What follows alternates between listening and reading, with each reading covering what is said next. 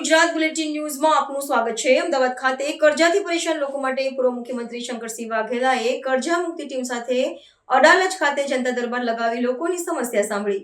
શંકરસિંહ વાઘેલાએ ગુજરાત સરકારને અપીલ કરી હતી કે જે રીતે હિમાચલ પ્રદેશ સરકારે નાના વેપારીઓને 1 લાખ રૂપિયા સુધીનું દેવું માફ કર્યું છે, એવી જ રીતે ગુજરાત સરકાર કરજાથી પરેશાન લોકોનું ઓછામાં ઓછું 5 લાખ રૂપિયા સુધીનું દેવું માફ કરે।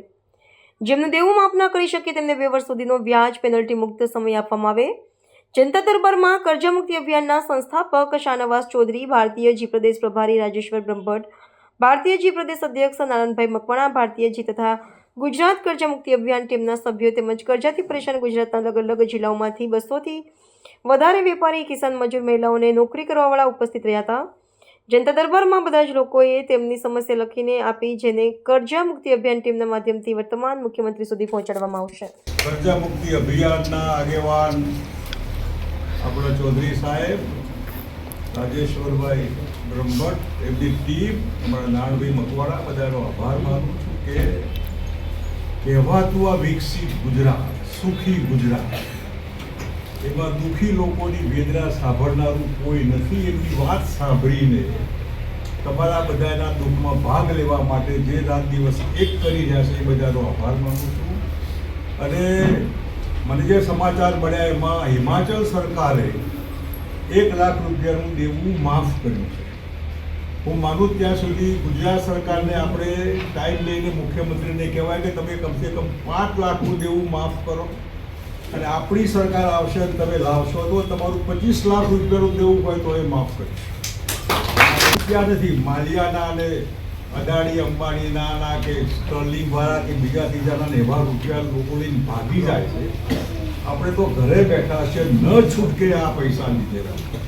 એટલે હું હિમાચલ સરકારનો આભાર માનું છું અને ગુજરાતના મુખ્યમંત્રીને જાહેરમાં વિનંતી કરું તમારા બધા તરફથી કે કમસે કમ તમે 5 લાખ તો માફ કરો, પછીની વાત પછી એ માફ કરશે એવું હું અપેક્ષા રાખું છું। હમણાં જે કંઈ આપણો અરવલ્લી પર્વત આખું દુનિયા વેચવા બેઠા હોય એવું આપણને લાગે। એ અરવલ્લી ખાલી પર્વત નથી, એ જીવાદોરી છે। આપણે એથી માંડીને દિલ્હીની ભાગોળ છે, દિલ્હીમાં જે રાયસીના હિલ્સ છે ને, જેમાં વડાપ્રધાન ને બધી ઓફિસો આપણી પાર્લામેન્ટ હાઉસ ત્યાંથી શરૂ થાય છે અહીં સુધી આપણા અમદાવાદની ભાગોળ સુધી ને પંચમહાલ ગુજરાત સુધી આખી લાઈન છે, જ્યાં રાણા પ્રતાપનો આશરો હતો।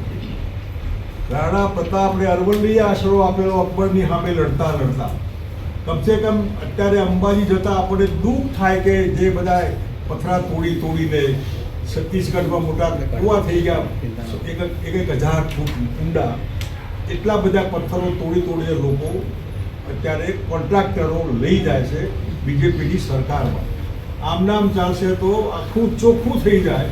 એ ચોખ્ખું થયેલો વાંધો નથી, પણ એમને ખબર નથી કે આ અચલ છે, આ હિમાચલથી પણ જૂનો છે આ અરવલ્લી, એ અચલ છે, ચાલી શકતો નથી। તમે એને ચાલતી વસ્તુને તમે આમ તેમ કરો તો ચાલે, બાકીનું કરો તો ચાલે, પણ તમે આ વસ્તુ જે બહુ મોટો આશરો કહેવાય, બધા પ્રાણી, પશુઓ, પંખીઓ, દુનિયાભરની બહુ હિમાચલની જૂનો એવો પર્વત કમસે કમ બચાવો।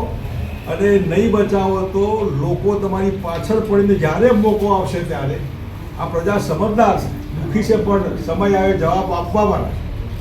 એટલું જ નહીં, એમને અંબાજીનું મંદિરના જે દાતા મહારાજા હતા, વર્ષોથી આઝાદી પહેલાં તો એ માલિક હતા, અંબાજીના માલિક એ હતા। તો એમને કમસે કમ જે નવરાત્રિની આઠમે હોય એમાં યજ્ઞનો હવન થતો હોય, એમાં જે પૂજા કરતા હોય, નારિયેળ હોમવાની જે વિધિ હોય, ત્યાં માતાજીના જે કંઈ ત્યાં પ્રતિક જે છે અંબાજીનું મંદિરમાં, ખરેખર તો ત્યાં સામે પાળ ઉપર છે આનાથી પેલી બાજુ, પરંતુ એમાં પણ જો રોક લગાવતા હોય તમે તો આ નિંદનીય છે। હાઈકોર્ટના ચુકાદાને હું બહુ માનતો નથી, આમાં ચુકાદો તો આવે ને જાય। તમે શું કરી રહ્યા છો? જે માણસોએ પોતાના રજવાડા આપી દીધા એ કમસે કમ એક નાનકડો યજ્ઞ તમે રોકવા માંગો છો એમના હાથે જે પવિત્ર કામ થતું હોય એમાં, અને કોઈ પ્રજાને, પબ્લિકને કોઈ તકલીફ નથી। શેના માટે આટલો બધો દ્વેષ રાખીને ગુજરાતી પ્રજાનો અભાવ? કમસે કમ અંબાજી માતાજીની બંદુઆ તમે શેના માટે લઈ રહ્યા?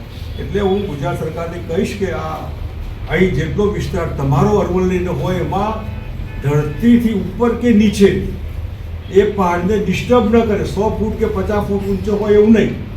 ધરતીને જ્યાં અરવલ્લી હોય એના નીચે કે એના ઉપર કોઈ તોડફોડી પ્રવૃત્તિ ન થાય એના ઉપર કેસ થાય. જાહેરમાં તમે અધિનિયમ બહાર પાડો, ઓર્ડર જેને કહેવાય કે આવું નહીં કરાય. અને જો સરકારે કરેલા ઓર્ડર હોય તો બંધ કરી દો. હવે વધારે ઊંડું ખોદકામ નહીં કરવાનું. એ પણ આના ભેગું ભણી લઉં છું. અને આપ સૌ બધા મિત્રોનો આભાર અને મીડિયાના મિત્રોને પણ ખાસ આભાર માનું છું કે જે કહેવાતું વિકસિત ગુજરાત એમાં ગઈ વખતે હિમાચલમાંથી આવેલા, પંજાબથી આવેલા, મધ્યપ્રદેશથી આવેલા, મહારાષ્ટ્રથી આવેલા કેટલા દુઃખી લોકો છે તમે વિચાર કરો.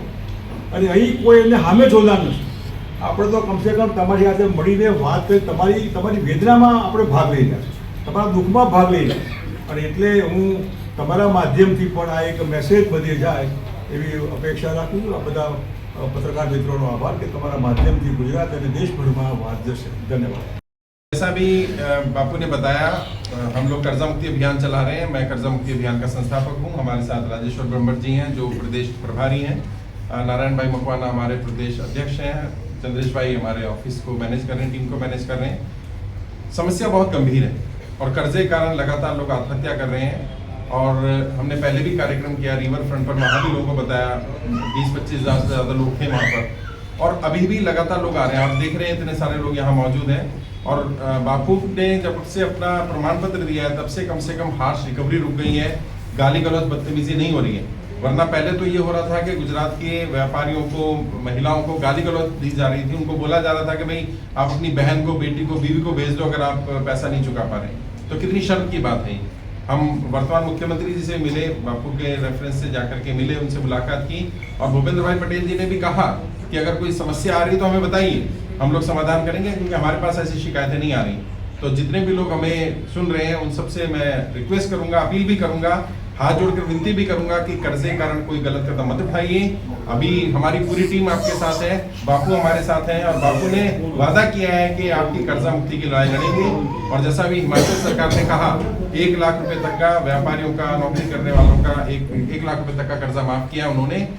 ऐसे ही हम अपील कर रहे हैं गुजरात सरकार से कम 5 लाख रुपए तक का कर्जा माफ किया जाए. समस्या गंभीर है, चाहे कितना ही कर्जा हो उनके ऊपर कम से कम 5 लाख तक का उनको राहत दी जानी चाहिए. और जिनका कर्जा माफ नहीं हो सकता उन्हें लोन भरने के लिए 2 साल का समय दिया जाना चाहिए. ऐसी हम अपील सरकार से कर रहे हैं.